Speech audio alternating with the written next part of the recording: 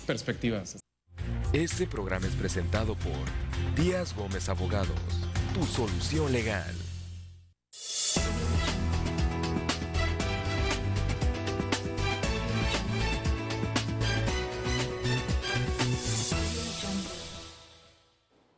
Hola, ¿cómo están? Buenas noches, bienvenidos otra vez a Opinión Legal, aquí donde platicamos con usted cada semana, cada martes del derecho y del poder tal como son.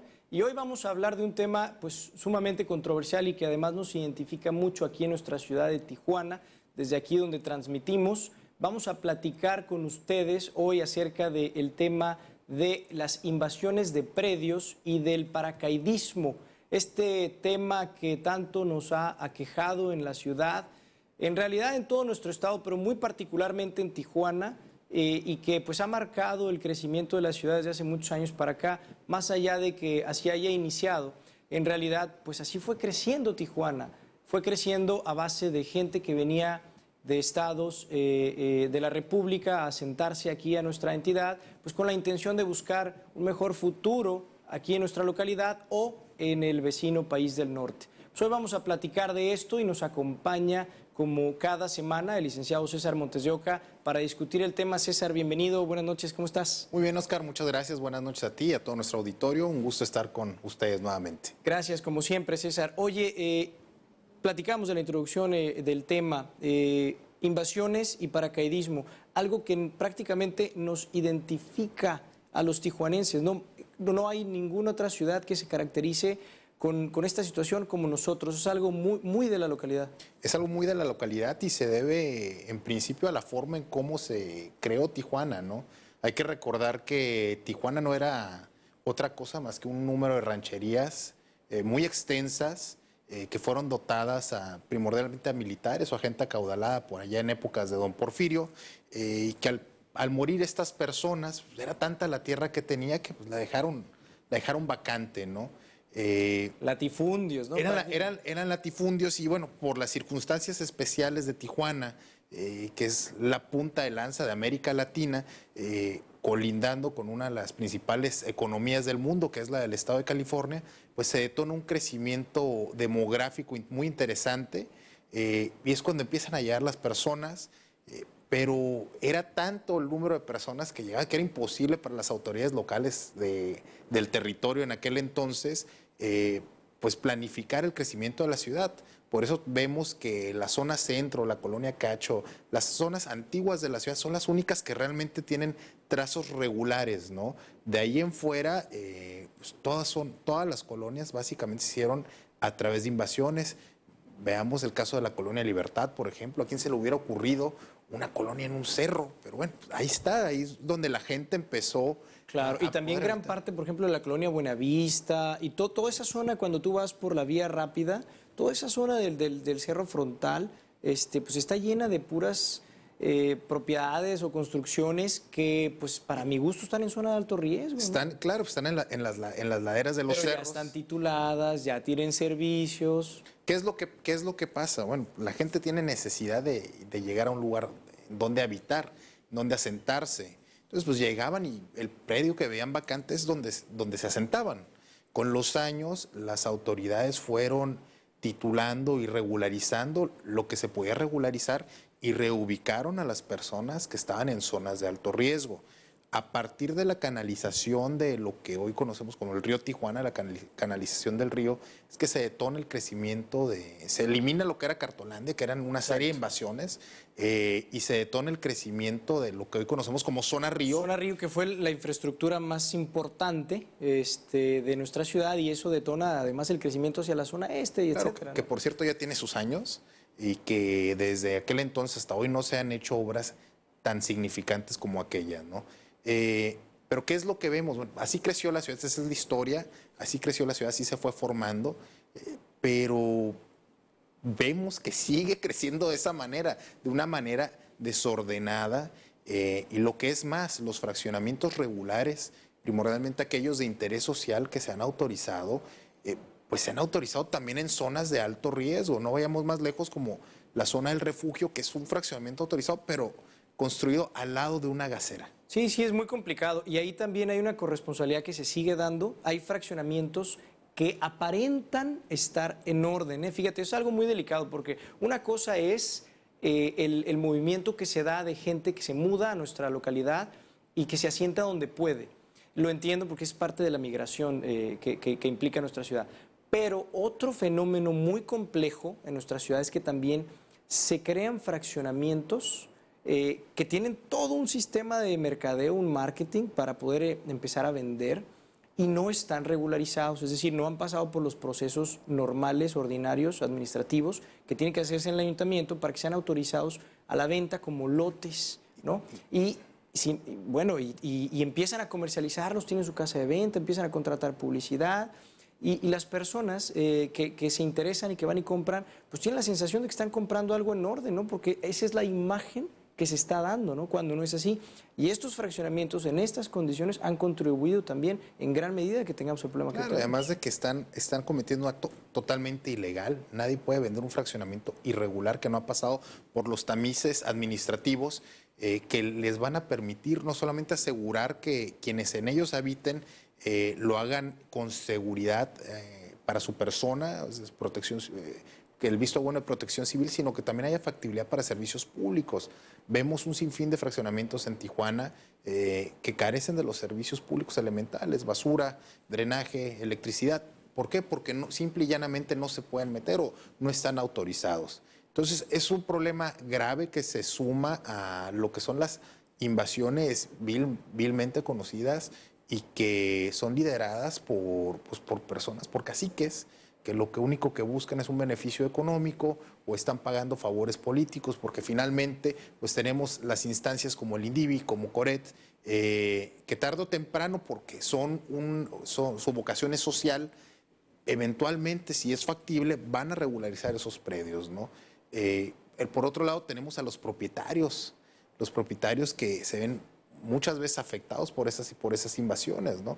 Hay predios... Sí, hay predios en lo individual. Hay predios individual, pero que son grandes extensiones territoriales, sí, que quizá tengan problemas legales porque son parte de una herencia, por ejemplo, que no ha terminado de resolverse y que en lo que los propietarios o los presuntos herederos se desgarran las vestiduras en los juzgados, pues bueno, a río revuelto, ganancia de pescadores, claro. Llegan estos líderes con familias que necesitan espacios donde vivir y que finalmente se asientan ahí, siendo ellas víctimas también de estas personas, de estos defraudadores como tal, ¿no? Claro, mira, a mí ¿sabes qué me preocupa? Bueno, el estado de, entre comillas, de vulnerabilidad en la que quedan los propietarios. Por eso, dos recomendaciones muy importantes, yo las daba la semana pasada también en otro comentario que hacía.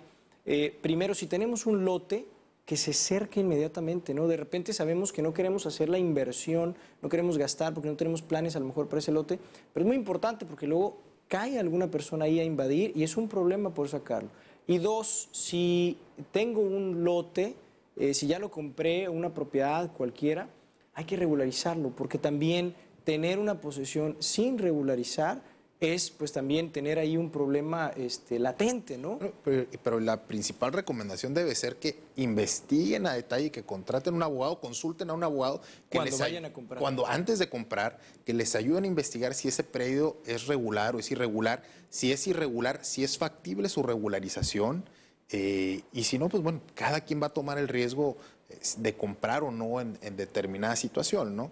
Pero sí es muy importante que no se fomente este tipo de prácticas, sobre todo que no pongamos en riesgo el patrimonio de los ciudadanos y que si van a hacer una inversión, pues la hagan de manera adecuada, porque finalmente lo único que ponen en riesgo no solamente es su patrimonio, su dinero, sino también puede ser su vida, en caso de que estén en una zona de alto riesgo y que no tengan conocimiento de ello, ¿no?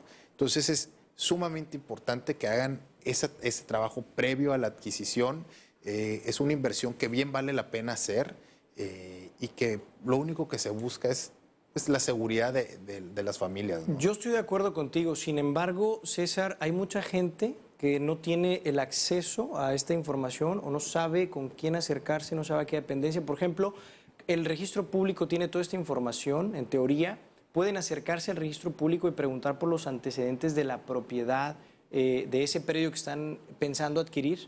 Pero la mayoría de las personas no tienen el conocimiento técnico Y estamos hablando que si inclusive a veces son lotes o vivienda de interés muy social, o sea, muy económico, pues entonces tampoco tienen la malicia en muchas ocasiones de poder acercarse con alguien para investigar. Y a lo que quiero llegar con esto es que también debería el Estado, el Ayuntamiento o el Estado de California, tener las herramientas legales necesarias para impedir a la vista que se hagan asentamientos irregulares donde claramente no está dispuesto para ello. Es decir, cualquier asentamiento donde no haya servicios públicos, donde no esté previamente revisado y autorizado el vender lotes o el fraccionar o el asentarse, pues es claro que es irregular y no debería permitirse, ¿no? No se permite. Yo siento, y es mi percepción, de que el ayuntamiento sí lo hace, pero se ven rebasados por el número de asentamientos irregulares que existen y que aparecen todos los días. Si tú recuerdas, voltea a ver el Cerro Colorado. Hace 6 años pues, no había muchas cosas por allá. Ahora pero hoy por hoy más o sea, ya casi llegan a las torres de comunicación, ¿no? Las casitas que se están construyendo ahí. No sabemos, son personas que realmente lo necesiten y requieran un espacio para habitarlo, o que sean personas que están abusando de la buena fe que está contemplada en la ley y buscan posesionarse, hacer actos de posesión como propietarios para eventualmente tratar de regularizar ese predio vía prescripción o cualquier otra figura jurídica, ¿no? Que también hay que recalcar, la prescripción de los terrenos por virtud de la posesión libre, pacífica y continua existe, pero la naturaleza es otra. La naturaleza es el no tener tierra ociosa y el satisfacer las necesidades de vivienda de las personas. Hay regulaciones muy interesantes que vienen, Oscar. Te comento que, por ejemplo, Coret próximamente se va a convertir en un instituto que busca desarrollar el entorno urbano de una manera sustentable. Entonces, son cuestiones muy interesantes que vienen y que yo creo que van a poner fin, o por lo menos van a disminuir el fenómeno de las invasiones y el paracaidismo como lo conocemos hoy por hoy, ¿no?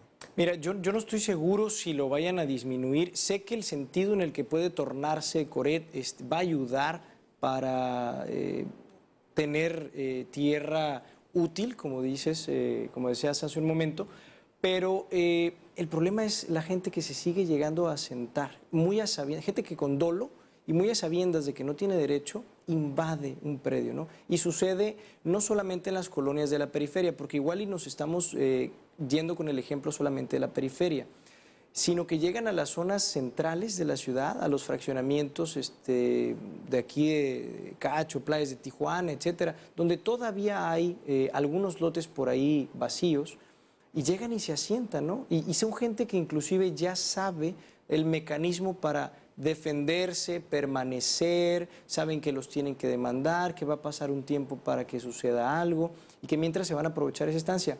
Esa parte me preocupa mucho y ya nos queda nada más un minuto para terminar, César, pero cerrando con este bloque, cerrando con este tema, es un tema añejo, es un tema que sigue sin embargo siendo actual y que yo creo que tenemos que dedicarle más tiempo, más espacio como gobierno estatal o municipal a atender esto, porque si no, bueno, pues ¿en qué momento se va a empezar a atender? Es igual que el problema de la migración, ¿no? Que de repente se está atendiendo ahorita con fuerza, pero es un problema de toda la vida. Claro, y sin lugar a dudas, quien tiene que defenderse en primera instancia son los interesados. Si nosotros como sociedad o como propietarios de predio los defendemos, hacemos los actos de posesión que son inherentes al mismo y no los tenemos vacantes, vamos a disminuir en gran medida el riesgo de que nos sean invadidos, ¿no? Claro, por supuesto. Te quiero agradecer muchísimo que hayas estado aquí con nosotros otra vez esta semana, César. Vamos a ir a un pequeño corte, pero ya saben, nos vemos la próxima semana. Y bueno, a usted le digo, no le cambie. La recomendación siempre es, antes de irnos al corte, cerque sus lotes, regularice sus propiedades. Vamos a unos comerciales y regresamos por UTV.